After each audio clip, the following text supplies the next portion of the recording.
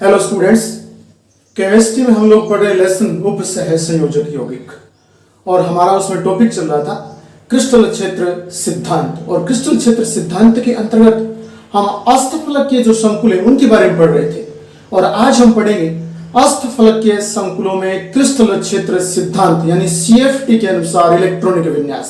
Important topic है और exam में 1 नंबर वाले में काफी सारे प्रश्न विभिन्न सालों में पूछे गए हैं। तो देखिए, सबसे पहले बताता हूं आपको मैं दुर्बल लिगेंड की उपस्थिति में और CFT के अनुसार अष्टफलकीय संकुलों में इलेक्ट्रॉनिक विन्यास। तो यहां D में भरा जाता है, तो पहले यहां लिखूंगा, जैसे सपोज कीजिए D में एक इलेक्ट्रॉन भरा हुआ हो, D में एक इलेक्ट्रॉन भरा हुआ हो और दुर्बल लिगेंड हो, उस स्थिति में CFT के अनुसार इलेक्ट्रॉनिक विन्यास। और आप जानते हो CFT के अनुसार इलेक्ट्रॉनिक विन्यास हेतु कक्षक T2G और EG काम में लिए जाते हैं। तत्व का सामान्य इलेक्ट्रॉनिक विन्यास लिखते हैं तो वहां तो क्वांटम संख्याओं वाले कोष काम में लिए जाते हैं। जैसे आप पढ़ते हो 1s2, 2s2, 2p6, वो सामान्य इलेक्ट्रॉनिक विन्यास है, वहां क्वांटम संख्याएं काम में ली जाती हैं। लेकिन CFT के अनुसार, क्रिस्टल क्षेत्र सिद्धांत के अनुसार, हमें इलेक्ट्रॉनिक विन्यास लिखते समय और बेथे के अनुसार T2G और EG कक्षक काम में लेने हैं। तो जब आपको क्रिस्टल क्षेत्र सिद्धांत नाम दिया हुआ मिले और इलेक्ट्रॉनिक विन्यास पूछे तो आपको T2G और EG विन्यास है, इनमें इलेक्ट्रॉन भरने, इतना आपको याद रखना है। तो अब जैसे D1 हमें दे दे कोई धातु परमाणु का कि उसके D में एक इलेक्ट्रॉन है, तो बताइए CFT के अनुसार अष्टफलकीय संकुल में उसका विन्यास क्या होगा। तो हमें T2G EG लिख लेने हैं और उसके बाद में इसमें इलेक्ट्रॉनिक विन्यास है वो फिलअप कर देना है। अगर यहां आपको ये बात इसकी सहायता से अगर हल करने में दिक्कत आ रही है तो फिर आप रफ कार्य कर लीजिए। वो रफ कार्य कौन सा होगा? वो रफ कार्य यह होगा, जैसे आप यहां D बना लीजिए। अष्टफलकीय का आपने एक रेखीय आरेख बनाया था, अगर आपको याद आ रहे तो वो रेखीय आरेख कुछ इस प्रकार था। जैसे ये सारे के सारे 3D होते हैं और आप इन ऊपर की तरफ जब इनमें लिगेंड जोड़ते हो तो ये कक्षक उत्तेजित हो जाते हैं और उत्तेजित होकर के और यहां आ जाते हैं, कुछ ऊपर की तरफ चले जाते हैं, कहने का अर्थ ये, और यहां आ जाते हैं। और फिर आप क्या करते हो, फिर आप देखते हो कि लिगेंड की उपस्थिति में ये उत्तेजित होने के बाद में और विपाटित हो जाते हैं, विभाजित हो जाते हैं। और विभाजन को हमने यहां यूं इस प्रकार से, कोई फर्क नहीं, यहां से कर लीजिए या यहां से कर लीजिए, एक ही बात है, कोई फर्क नहीं आएगा। और ऊपर की तरफ अष्टफलकीय में 2 बनते हैं जिन्हें आप EG बोलते हो और नीचे की तरफ 3 बनते हैं जिन्हें आप T2G बोलते हो। तो यहां इस प्रकार से, और मैंने आपको एक शर्त यहां पर दे रखी है पहले से, दुर्बल लिगेंड की उपस्थिति में, कि इस D के साथ यहां लिगेंड कौन सा जुड़ेगा? दुर्बल जुड़ेगा। तो कोई दिक्कत नहीं, हम विन्यास कर लेंगे। जैसे D में हमारे पास एक इलेक्ट्रॉन है तो D में एक इलेक्ट्रॉन भर लेता हूं। आप जानते हो यही D वाला उत्तेजित होकर इसमें चला जाएगा। अब क्या होगा, ये D कक्षक विपाटित हो गए और मैंने यहां लिगेंड आपको कौन सा दिया है? दुर्बल दिया है। तो दुर्बल जब लिगेंड हो, तो पहले मैं ये बता चुका हूं, चाहे लिगेंड दुर्बल हो या प्रबल हो, पहले निम्न ऊर्जा वाले कक्षक में इलेक्ट्रॉन भरे जाते हैं, ये तो कन्फर्म है। तो यहां देखिए, एक इलेक्ट्रॉन है तो निम्न ऊर्जा वाले में भर दूंगा तो एक ही आ जाएगा। हमारे पास इलेक्ट्रॉन है नहीं, एक ही है, एक इलेक्ट्रॉन यहां आ जाएगा। तो अब यहां आ जाएगा एक इलेक्ट्रॉन, तो और इसमें भरने की आवश्यकता नहीं है, ही नहीं इलेक्ट्रॉन, ना यहां भरा जाएगा। तो फिर हमारे पास विन्यास क्या हो गया? तो CFT के अनुसार D1 कक्षक का दुर्बल लिगेंड की उपस्थिति में CFT के अनुसार इलेक्ट्रॉनिक विन्यास T2G1 EG 0 हो गया। T2G1 EG 0 हो गया, ये बात आपको याद रखनी है। अब इसी में अपने क्या करते हैं, इसी में इसकी प्रकृति और ज्ञात कर देते हैं कि जिन जिन धातुओं में और D1 विन्यास हो तो उन धातुओं में दुर्बल लिगेंड की उपस्थिति में उनकी प्रकृति क्या होगी, अर्थात वो प्रतिचुंबकीय होंगे या अनुचुंबकीय होंगे, इस बात का फैसला और कर लेते हैं। तो अब देखिए, हमें इनमें देखना है, तो इलेक्ट्रॉन इसमें तो है ही नहीं, यहां देख लेता हूं। यहां क्या है? एक इलेक्ट्रॉन है, सिंगल इलेक्ट्रॉन है, अर्थात मैं बोलूंगा नॉन पेयर के रूप में है, तो मैं बोलूंगा अयुग्मित है। और जब अयुग्मित हो तो आपको बताना है कि इसकी प्रकृति अनुचुंबकीय हो जाएगी। किस प्रकार की प्रकृति हो जाएगी इसकी? अनुचुंबकीय प्रकृति हो जाएगी अयुग्मित इलेक्ट्रॉन होने पर। तो हमने दो चीजें याद कर ली सीएफटी के अनुसार। सीएफटी के अनुसार D1 दुर्बल लिगेंड की उपस्थिति में हमने इलेक्ट्रॉन का विन्यास ज्ञात कर लिया और फिर हमने उसकी प्रकृति ज्ञात कर ली। अब इसमें एक चीज और रह जाती है और वो है चुंबकीय आघूर्ण। और चुंबकीय आघूर्ण के लिए आपको बता चुका हूं कि हम एक फॉर्मूला काम में लेते हैं, वो फॉर्मूला आपको लिखना होता है और लिख करके और फिर उसमें वैल्यू रखनी होती है। इस प्रकार से ये बोर मैग्नेटोन इसका मात्रक होता है। यहां n क्या है? n है सिंगल इलेक्ट्रॉन की संख्या। कहां? Eg और T2g में सिंगल इलेक्ट्रॉन की संख्या n होती है। मैं दूसरे शब्दों में यूं बोल दूं, अयुग्मित इलेक्ट्रॉन की संख्या यहां n होती है। तो मेरे को दिख रहा है कि अयुग्मित इलेक्ट्रॉन 1 है, तो यहां n की वैल्यू 1 हो जाएगी। तो आप जानते हो इस प्रकार से यू इसे कर देंगे तो ये √3 बन जाएगा। कितना बन जाएगा? √3 बन जाएगा। और आप जानते हो √3 का मान 1.73। आगे मात्रक क्या है? Bm है, तो बोर मैग्नेटोन लगा देंगे। तो हमने इसमें तीन चीजें ज्ञात कर ली हैं। सीएफटी के अनुसार दुर्बल लिगेंड की उपस्थिति में इलेक्ट्रॉन का विन्यास ज्ञात कर लिया, फिर प्रकृति हमने ज्ञात कर ली और फिर चुंबकीय आघूर्ण का मान ज्ञात कर लिया। तो इस प्रकार से आप इसको हल करोगे। इसी प्रकार यही समझा देता हूं, जब यहां D2 दिया हो, आपको दुर्बल लिगेंड की उपस्थिति में D2 दिया हो, तो आप क्या करोगे? आप ध्यान देने वाली बात है कि सबसे पहले तो आप यहां जो D विन्यास है इसमें D2, तो यहां एक इलेक्ट्रॉन और लगा दोगे। इसी प्रकार से यहां भी एक इलेक्ट्रॉन और आ जाएगा। और अब पहले नीचे वाले में भरने, चाहे प्रबल हो लिगेंड चाहे दुर्बल हो, पहले नीचे वाले अर्थात निम्न ऊर्जा वाले में भरने।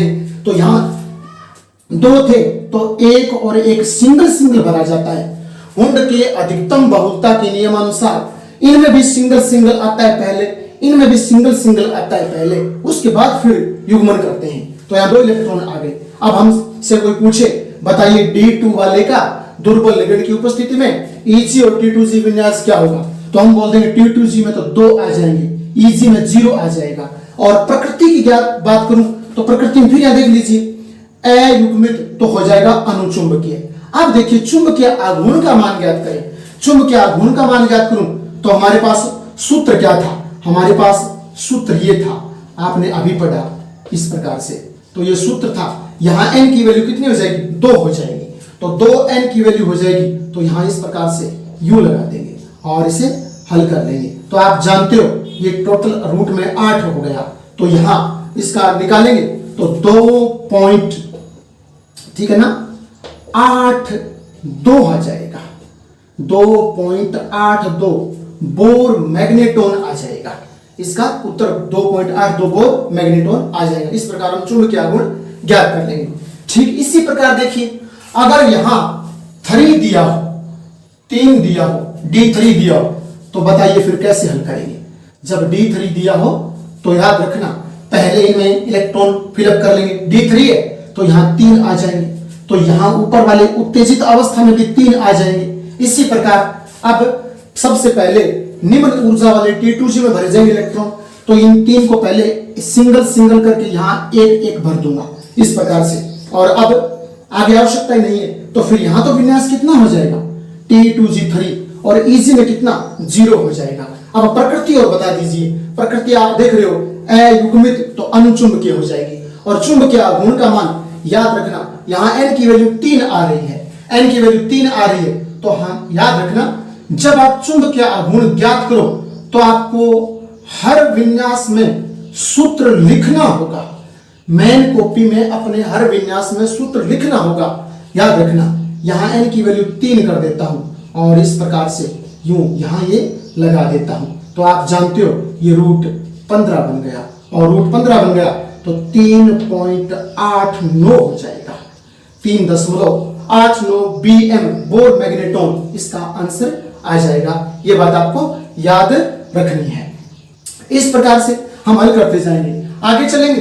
तो फिर यहां D4 की बात करूं तो D4 में ध्यान देने वाली बात है कि जैसे यहां तो 4 हो जाएंगे, यहां भी 4 हो जाएंगे।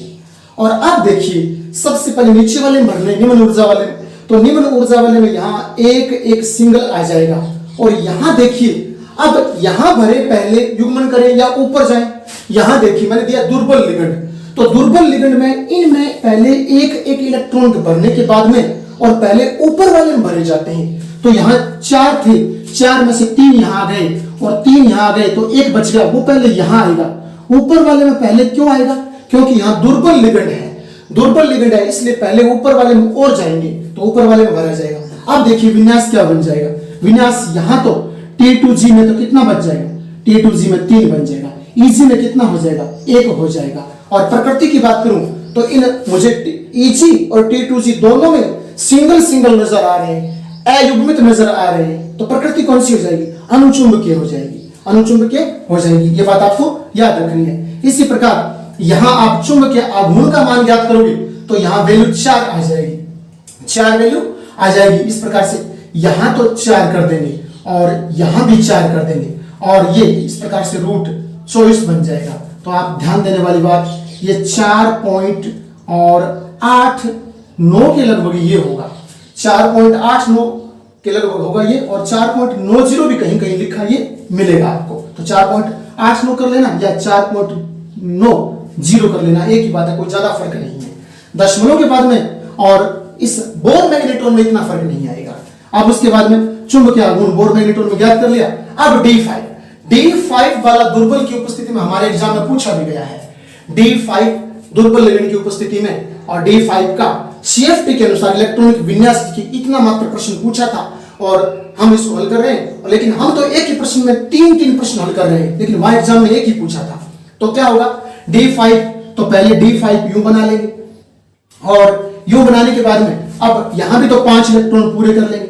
उसके बाद में सिंगल सिंगल पहले नीचे वाले में भर देंगे, और अब पहले सिंगल सिंगल भरने के बाद में यहां पढ़ना है कि दुर्बल लिगेंड का पूछा है, दुर्बल का पूछा है तो यहां युग्मन नहीं करना, पहले ऊपर वाले में जाके फिर वापस आना। तो यहां 3 भर दिए और एक यहां भर दिया 4 और एक यहां भर दिया 5, तो इससे 5 थे तो 5 मैंने फिलअप कर दिए। अब उसके बाद में T2G का विन्यास देख लीजिए, T2G में 3 आ जाएगा, EG में 2 आ जाएगा। इस प्रकार से हो गया। अब इसमें प्रकृति ज्ञात कर लेते हैं। प्रकृति ज्ञात करें तो आप देखिए सारों में अयुग्मित है, तो प्रकृति कौन सी हो जाएगी, अनुचुंबकीय हो जाएगी। और चुंबकीय आघूर्ण का मान यहां देखिए, यहां n की वैल्यू 3 और 2 5। आप जब भी चुंबकीय आघूर्ण ज्ञात करो तो EG और T2G दोनों में देखनी है, दोनों में आपको n की वैल्यू देखनी है, यानी सिंगल सिंगल इलेक्ट्रॉन देखने हैं आपको। तो 5 मेरे को अयुग्मित इलेक्ट्रॉन नजर आ रहे हैं, तो n की वैल्यू 5 हो जाएगी। याद रखना n की वैल्यू 5 हो जाएगी। इस प्रकार से आपके ये और 35 बन जाएगा और ये आ जाएगा 5.91 बोर मैग्नेट्रॉन, 5.91 बोर मैग्नेट्रॉन इसका आंसर आ जाएगा। ये बात आपको थोड़ी सी ध्यान में रखनी है। इसी प्रकार जब 6 वाला पूछे तो यहां 6 वाला लगा लेंगे, और 6 वाला लगा करके ध्यान देना, पहले इलेक्ट्रॉन आप क्या करोगे, पहले इलेक्ट्रॉन D जैसे D6 है तो आप क्या करोगे, पहले एक भरिए, उसके बाद में छठा यहां लगा लीजिए, युग्मन कीजिए, और इसी प्रकार पहले इनमें भी एक भरिए, छठा वाला यहां लगा लीजिए इस प्रकार से, और अब पहले नीचे वाले में सिंगल सिंगल भर दीजिए। तो हमने सिंगल सिंगल जैसे भर दिए, जैसे यहां 6 थे, 6 में से 3 यहां आ गए, और हमने देखा कि दुर्बल है, तो दुर्बल है तो यहां युग्मन मत करना। एक बार आप दुर्बल होने की वजह से और इनमें एक भरने के बाद में पहले ऊपर एक और भरिए, तो 3 यहां भर दिए और 2 यहां भर दिए, तो 5 ही हुए, लेकिन हमारे पास तो 6, तो अब दोबारा नीचे आ जाइए। अब यहां युग्मन कीजिए, जैसे यहां 6 थे, पहले एक भर दिया, उसके बाद में हमने देखा कि दुर्बल लिगेंड है, दुर्बल लिगेंड है तो यहां युग्मन मत कीजिए, पहले ऊपर एक भर के आइए, ऊपर भरने के बाद शेष बच जाए तो यहां भरिए, और हमने भर दिया तो अब टोटल 6 बन गए। अब क्या करेंगे, T2G विन्यास लिखेंगे, T2G विन्यास 4 हो जाएगा और EG का विन्यास 2 हो जाएगा। अब अनुचुंबकीय प्रतिचुंबकीय कौन सा होगा, इनको देख करके फैसला कर लेंगे। अब देखिए यहां तो युग्मित है, लेकिन आगे देखिए अयुग्मित, अयुग्मित, ऊपर भी देखिए अयुग्मित, अयुग्मित, तो प्रकृति हो जाएगी अनुचुंबकीय। प्रकृति कौन सी हो जाएगी, अनुचुंबकीय। और अब चुंबकीय आघूर्ण का मान ज्ञात कर लेंगे। चुंबकीय आघूर्ण का मान ज्ञात कर लेंगे तो हमें यहां n की वैल्यू चाहिए। n होता कौन है, अयुग्मित इलेक्ट्रॉन की संख्या, सिंगल इलेक्ट्रॉन की संख्या। तो ये तो डबल है, ये नहीं लेना है, तो सिंगल वाला 1, फिर सिंगल 2, फिर सिंगल 3 और फिर सिंगल 4, तो हमारे पास 4 आ गए। तो यहां 4 लगा देंगे, तो ये इस प्रकार से 4 लगा करके और वैल्यू ज्ञात कर लेंगे। तब आप ध्यान रखना, आपको इनकी वैल्यू 1 से लेकर के 5 तक ज्ञात कर लेनी है। 1 से लेकर के 5 तक ज्ञात करके और वो अच्छी तरह याद कर लेनी है, तो फिर याद रहेगी। और 1 से 5 तक ही होती है, क्योंकि 5 के बाद छठा जब आएगा तो युग्मित शुरू हो जाएगा। तो फिर याद रखना 5 से अधिक इनकी वैल्यू नहीं लिखी जाती है, 5 तक आती है, क्योंकि 5 के बाद तो युग्मन शुरू हो जाता है छठे में। 7वां यहां जाएगा, 8वां यहां जाएगा, तो आपको 5 तक, 1 से लेकर के 5 तक जितने चुंबकीय आघूर्ण के उत्तर प्राप्त होते हैं, मान प्राप्त होते हैं, वो आपको याद रखने हैं, ध्यान में रखना। इसी प्रकार से जैसे यहाँ D7 हो, तो आप क्या करोगे, यहाँ D7 लिख करके और इसमें पहले एक एक भर लीजिए, 5 फिर 6 फिर ये 7, तो D7 बन गया। इसी प्रकार पहले एक यहां भर दीजिए, फिर 6 और फिर 7 हो गया। अब नीचे वाले में पहले एक एक भरिए, नीचे वाले में पहले एक भरोगे तो यहाँ 7 है, 7 में से 3 यहां भर दोगे, उसके बाद में एक एक ऊपर भर दोगे। अब वापस नीचे और आ जाओगे, यहां युग्मन करोगे और यहां युग्मन करोगे, इस प्रकार से फिलअप हो जाएगा। देखिए ये टोटल 7 है, तो देखिए 4 और 1 5, 5 और 2 7, इस प्रकार से हमने फिलअप कर लिया। तो T2G में क्या विन्यास बना, T2G में 5 आ गया, EG में कितना आया, EG में 2 आ गया। और प्रकृति देखिए, प्रकृति अयुग्मित तो अनुचुंबकीय है, तो प्रकृति कैसी हो जाएगी, अनुचुंबकीय। और चुंबकीय आघूर्ण का मान जब ज्ञात करो तो n की वैल्यू देखिए, n की वैल्यू होती है सिंगल इलेक्ट्रॉन, सिंगल 1 फिर सिंगल 2 फिर सिंगल 3, तो n की वैल्यू 3 आ जाएगी और चुंबकीय आघूर्ण आप बोर मैग्नेट्रॉन में ज्ञात कर लोगे। इसी प्रकार से अगर 8 दिया हो तो पहले आप यहां क्या करोगे, देखिए गौर से, 8 दिया हो तो पहले एक एक भरिए, उसके बाद में छठा, 7वां और ये वाला 8वां यहां भर दीजिए। ठीक ये विन्यास सेम का सेम यहां उत्तेजित अवस्था में चला जाएगा, तो आप यहां फिलअप कर दोगे। अब क्या करोगे, अब इन 8 में से पहले एक एक यहां भर दीजिए, एक एक भरने के बाद में, और दुर्बल लिगेंड है तो ऊपर चले जाइए, ऊपर भी एक एक भर दीजिए, बच जाए तो वापस नीचे आ जाइए और युग्मन शुरू कीजिए। तो यहां इस प्रकार से ये यहां यूं बन जाएगा और आपके ये पूरे हो जाएंगे। तो देखिए 6 ये गए और 2 8 और 8 ये में भरने थे। अब T2G का विन्यास कितना हुआ, T2G का विन्यास 6 हुआ, EG का विन्यास कितना हुआ, 2 हुआ। और प्रकृति देख लीजिए कैसी होगी प्रकृति, यहां तो सारे युग्मित हैं, लेकिन यहां देखिए अयुग्मित, तो प्रकृति कौन सी रहेगी, अनुचुंबकीय। चुंबकीय आघूर्ण का मान ज्ञात करोगे तो हमें n की वैल्यू चाहिए फॉर्मूले के अनुसार, तो n अयुग्मित इलेक्ट्रॉन की संख्या, तो 2 इलेक्ट्रॉन हमें अयुग्मित नजर आ रहे नॉन पेयर के रूप में, तो यहां n की वैल्यू 2 आ जाएगी और चुंबकीय आघूर्ण का मान ज्ञात हो जाएगा। इसी प्रकार अगर यहां D9 दिया हो तो आप यहां इस प्रकार से D9 फिलअप कर लोगे, D9 हो जाएगा। यहां भी D9 का आप पूरा कर लोगे, पहले एक एक इलेक्ट्रॉन सिंगल वाला इसमें भरोगे, फिर दुर्बल है तो ऊपर वाले में और भरना, एक एक ऊपर वाले में भरने के बाद बच गए तो वापस नीचे वाले में आ जाइए और युग्मन शुरू कर दीजिए। तो इस प्रकार से ये आ जाएगा। और आप देख रहे हो कि हमें 9 भरने थे, तो ये 6 ये हो गए, 2 8 और अब यहां कर देता हूं ये 9। पहले याद रखना नीचे वाले में भरना, फिर दुर्बल होने के कारण ऊपर वाले में सिंगल भरना, फिर वापस पहले नीचे वाले में आना, पूरा युग्मित कर देना, और बच जाए तो फिर ऊपर जाके युग्मित कर देना। और इस प्रकार से ये आपके 6 हो गए और 3 9 हो गए। और अब हम इसका विन्यास, तो T2G में 6, EG में कितने, EG में 3 आ जाएंगे। इसी प्रकार प्रकृति बता दीजिए मेरे को, प्रकृति बताओगे तो यहां तो देखिए युग्मित और यहां भी युग्मित, लेकिन एक क्या है, अयुग्मित, इस एक की वजह से और सारा कुछ चेंज हो जाएगा। तो एक अयुग्मित है तो प्रकृति हो जाएगी अनुचुंबकीय, प्रकृति बन जाएगी अनुचुंबकीय। और n की वैल्यू यहां चुंबकीय आघूर्ण में 1 आ जाएगी, तो आप ज्ञात कर लेना इस प्रकार से। और इसी प्रकार D10, आप जानते हो D में अधिकतम 10 तो होते हैं, D में अधिकतम 10 इलेक्ट्रॉन होते हैं, और 10 इलेक्ट्रॉन होते हैं तो यहाँ D में अधिकतम 10 ही मिलेंगे आपको, 10 मिलेंगे। तो कैसे करोगे, यहाँ D10 लिख देता हूं पहले तो, और पहले एक एक भरिए तो 5 हो जाएंगे, फिर युग्मन करोगे तो इस प्रकार से 5 और हो जाएंगे तो 10 हो जाएंगे। पहले इसमें भी एक एक भरिए, फिर युग्मन कीजिए तो टोटल 10 हो जाएंगे। 10 में से क्या करोगे, पहले सिंगल इसमें भरिए, उसके बाद यहां देखिए दुर्बल लिगेंड है तो ऊपर वाले में जाइए, ऊपर वाले में एक एक और भरिए, और बच गए तो वापस नीचे वाले में आ जाइए, युग्मन कीजिए, और बच गए तो अब ऊपर वाले में युग्मन कर दीजिए, और इस प्रकार से यहां यूं आ जाएगा।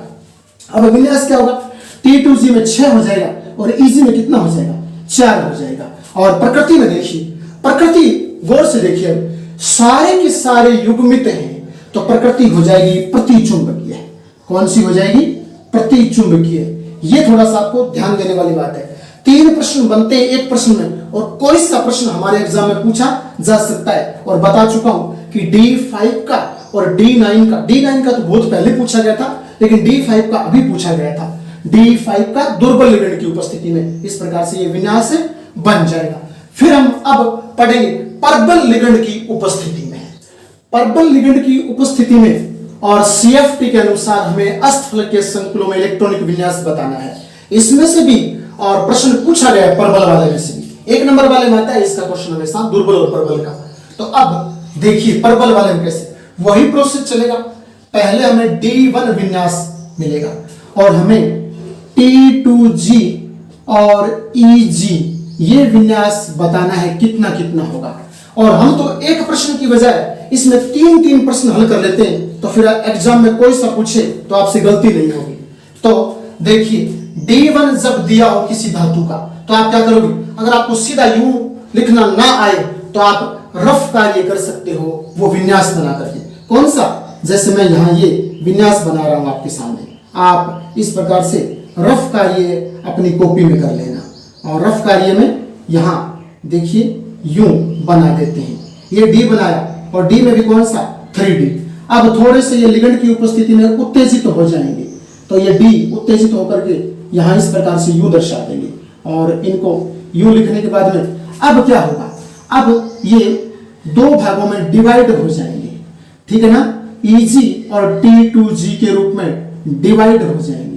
तो EG और T2G के रूप में जब डिवाइड होंगे तो इनमें इलेक्ट्रॉनिक विन्यास लिख करके हम पूर्ति कर देंगे। तो देखिए जैसे D1 है, तो D1 है तो पहले D1 यूं लगा दूं और यहाँ इलेक्ट्रॉन भर दूं। अब यहाँ भी ये इलेक्ट्रॉन भर दूं। और अब नीचे वाले में तो कन्फर्म रूप से भरने ही भरने, चाहे प्रबल हो चाहे दुर्बल हो। तो 1 है तो यहाँ 1 लगा दूंगा। अब लिखूंगा CFT के अनुसार और प्रबल लिगेंड की उपस्थिति में इलेक्ट्रॉनिक विन्यास, तो बन जाएगा T2G और EG। तो T2G में 1 तो EG में 0। ये बन गया हमारा इलेक्ट्रॉनिक विन्यास किसका? D1 का। कहां? प्रबल लिगेंड की उपस्थिति में। और अब अगर यहां D2 देते हमें तो कोई दिक्कत नहीं, यहां 2 कर देंगे और यहां भी 2 कर देंगे और यहां सिंगल के रूप में पहले 1 और लगा दूंगा। तो ये तो हो जाएगा आपके T2G और ये बन जाएगा EG 0। और समझ रहे हो शायद आप, कोई दिक्कत नहीं मेरे ख्याल से। प्रकृति पूछूं तो पहले भी याद रखना अनुचुंबकीय थी जब यहाँ 1 था, और अब भी जब सिंगल है तो अब भी अनुचुंबकीय होगी। और चुंबकीय आघूर्ण n की वैल्यू 2, तो n की वैल्यू 2 तो आप याद रखना वो सूत्र इस प्रकार से आप लगा करके और यहाँ यूं ज्ञात कर लेना उसमें, ठीक है ना? n की वैल्यू यहाँ आ जाएगी और चुंबकीय आघूर्ण ज्ञात हो जाएगा। चुंबकीय आघूर्ण प्रबल हो या दुर्बल हो वो तो n पर डिपेंड करता है, यानी n इलेक्ट्रॉन की संख्या पर डिपेंड करता है, चाहे प्रबल हो चाहे दुर्बल हो, वो तो n की वैल्यू पर डिपेंड करता है कि चुंबकीय आघूर्ण कितना प्राप्त होता है। तो ये मात्रक के रूप में बोर मैग्नेटॉन जरूर लिखना, अन्यथा गलत हो जाएगा। उसके बाद में फिर हम यहाँ D3 दिया हो तो देखना, D3 दिया हो तो यहाँ D3 कर दूंगा, यहाँ D3 और एक सिंगल, यहाँ भी D3 में एक सिंगल, नीचे वाले में पहले एक आ जाएगा और उसके बाद में विन्यास बना देंगे तो T2G में तो 3 आ जाएगा, EG में 0 हो जाएगा। और प्रकृति आपसे पूछूं तो आपको सिंगल नजर आ रहे हैं अयुग्मित, तो प्रकृति हो जाएगी अनुचुंबकीय। और चुंबकीय आघूर्ण का मान ज्ञात करना हो तो n की वैल्यू 3 हो जाएगी, तो 3n की वैल्यू से आप चुंबकीय आघूर्ण ज्ञात कर लेना, प्रबल और दुर्बल में बराबर मिलेगा आपको। इस प्रकार से जब यहाँ D4 दिया हो तो पहले यहाँ D4 कर लीजिए और इसमें D4 यूं लिख लीजिए, यहाँ भी ऊपर उत्तेजित अवस्था में भी D4 कर लीजिए। अब देखिए गौर से, पहले सिंगल इलेक्ट्रॉन भरिए, यहाँ 4 है तो पहले सिंगल यहाँ फिलअप कर देंगे। फिलअप करने के बाद में अब देखिए यहाँ प्रबल लिगेंड है तो पहले ऊपर वाले में मत भरना, पहले नीचे वाले में भरने के बाद में यहीं से युग्मन शुरू कर देना। प्रबल लिगेंड जब दिया हो तो नीचे वाले T2G में सिंगल इलेक्ट्रॉन भरने के तुरंत बाद यहीं से युग्मन प्रारंभ कर देना और युग्मित करते जाना, शेष बचे तो ऊपर जाना है। तो अब तो 4 इलेक्ट्रॉन है तो पहले एक आ जाएगा, उसके बाद यहीं से युग्मन शुरू कर देंगे। अब यहां से युग्मन क्यों शुरू किया बता चुका हूं, क्योंकि यहाँ परबल लिगेंड है, परबल वाले में यहीं से युग्मन प्रारंभ करते हैं, ऊपर वाले में नहीं जाते हैं पहले। तो यहां लिख दिया। अब विन्यास क्या होगा, 4 हो जाएगा T2G, EG कितना होगा 0 होगा।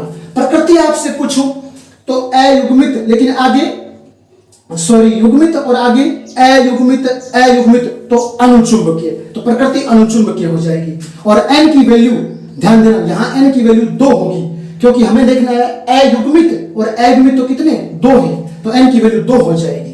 सिंगल इलेक्ट्रॉन 2 ही नजर आ रहे हैं, तो यहां n की वैल्यू 2 लगा दूंगा और चुंबकीय आघूर्ण का मान ज्ञात हो जाएगा। आगे बढ़े D5 की बात करूं तो यहां D5 इस प्रकार से पहले लिख लेंगे और यहां यूं लगा लेंगे, 5 आ गए, 5 यहां भी हो जाएंगे। उसके बाद में पहले सिंगल भर लीजिए, परबल लिगेंड है तो इसी में युग्मन शुरू कर दीजिए, तो यहां 4 आ गए और एक ये 5 आ गए इस प्रकार से, तो यहां 5, तो T2G में तो विन्यास बन जाएगा 5, EG में हो जाएगा 0। इसी प्रकार जब आपसे ये पूछे कि प्रकृति बताइए, तो मुझे नजर आ रहा है अयुग्मित, तो प्रकृति होगी अनुचुंबकीय। और पूछे हमें चुंबकीय आघूर्ण का मान, n की वैल्यू सिंगल 1 है तो n की वैल्यू 1 आ जाएगी और चुंबकीय आघूर्ण का मान ज्ञात कर लेंगे। इसी प्रकार D6 वाला परबल वाले में पूछा गया हमारे एग्जाम में, तो अब क्या करेंगे, यहां पहले D6 फिलअप कर लेंगे। D6 पहले एक भर लूंगा और फिर युग्मन यहां कर दूंगा, 6 बन गए। इसी प्रकार एक भरने के बाद में युग्मन कर देंगे, 6 बन गए। अब इसमें चलिए पहले सिंगल भर लीजिए, उसके बाद में परबल लिगेंड है तो इसमें युग्मन और कर लीजिए, तो यहां युग्मित यूं बन जाएंगे और हम लिख देंगे T2G में, याद रखना 6 हो गया विन्यास और EG में 0 है तो 0 लगा दूंगा। प्रकृति आपसे पूछे तो सारे के सारे युग्मित हैं तो प्रतिचुंबकीय हो जाएगा। कैसा होगा, प्रतिचुंबकीय। यहां देखिए युग्मित, इसमें तो है नहीं इलेक्ट्रॉन, यहां तो देखना ही नहीं है हमें, यहां देखना है, तो सारे के सारे युग्मित तो प्रकृति हो जाएगी प्रतिचुंबकीय। और चुंबकीय आघूर्ण का मान, अब बताइए चुंबकीय आघूर्ण का मान क्या होगा, सोच लीजिए। यहां n की वैल्यू 0 आएगी, क्योंकि n क्या होता है, n होता है अयुग्मित इलेक्ट्रॉन की संख्या, यहां तो है नहीं अयुग्मित है भी नहीं, तो 0 होगी n की वैल्यू, यहां n की वैल्यू 0 होगी तो चुंबकीय आघूर्ण का मान 0 बोर मैग्नेटॉन आ जाएगा।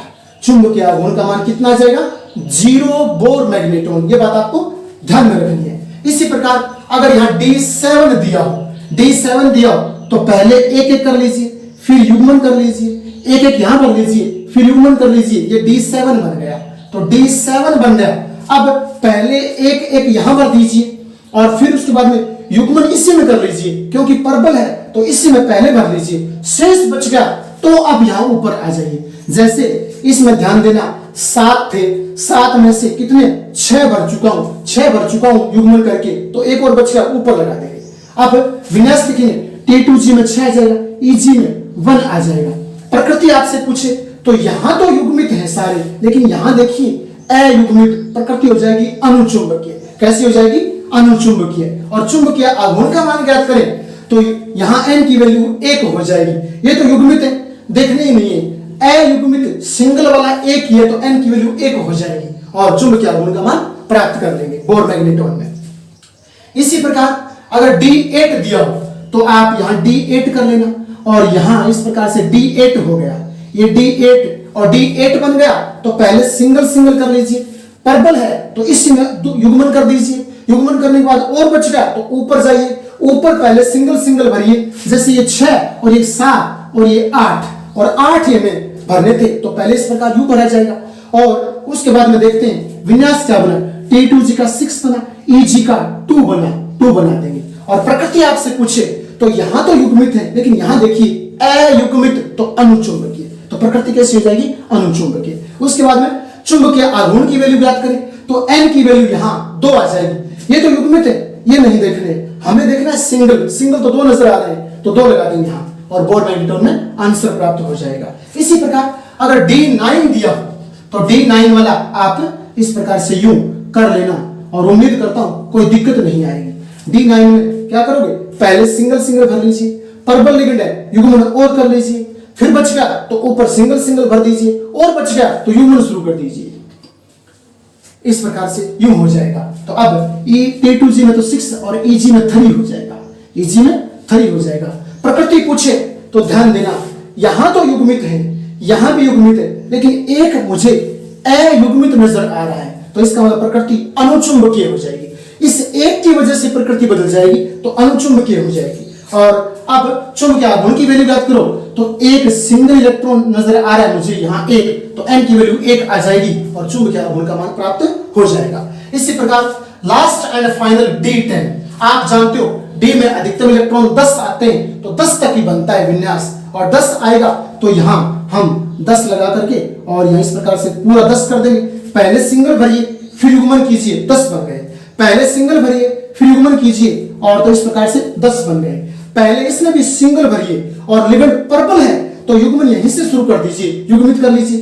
फिर बच गया तो ऊपर वाले में पहले एक भरिए और उसके बाद में और बच गया तो फिर युग्मन कर दीजिए, तो यहां युग्मन हो जाएगा इस प्रकार से। और यहां 6 आ जाएंगे T2G में, तो EG में कितने 4 हो जाएंगे, और 4 हो जाएंगे। प्रकृति आपसे पूछे तो देखिए प्रकृति में क्या लिखोगे, सारे युग्मित हैं तो प्रतिचुंबकीय हो जाएगी।